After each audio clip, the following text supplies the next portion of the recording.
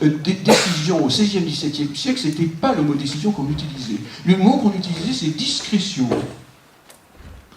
pour la décision. Et discrétion, c'est ça qui a donné discerner, curieusement. Discrétion, je me suis toujours posé la question de savoir quel était le rapport entre la discrétion et le discernement. Il y en a un. Et discernement, il y a l'idée de cerner, ça a été dit. Étymologiquement, le petit Robert, enfin le dictionnaire étymologique du Robert, donne comme mot le mot crible, qui a la même étymologie. C'est assez intéressant le mot crible, parce que le crible c'est quoi? Vous savez, c'est cette espèce de nasse dans laquelle on va mettre plusieurs pierres, et puis il y a les pierres qui tombent et celles qui restent.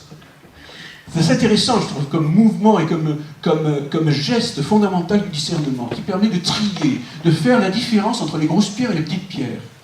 Je crois qu'il y a effectivement cette idée qui est très importante, passer les choses au crible.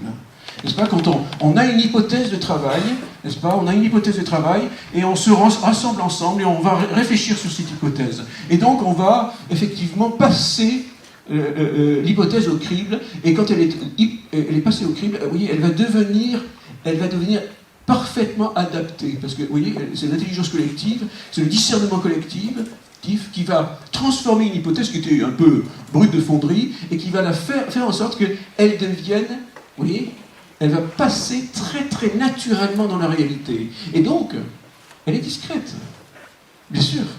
Parce qu'une bonne décision, c'est celle qui n'est pas avec un effet d'annonce. C'est pas celle qui passe c'est pas la décision tonitruante, c'est la décision qui est discrète. Et j'aime bien cette idée, effectivement, que les bonnes décisions ne sont pas nécessairement les décisions qui parlent le plus fort. Voilà.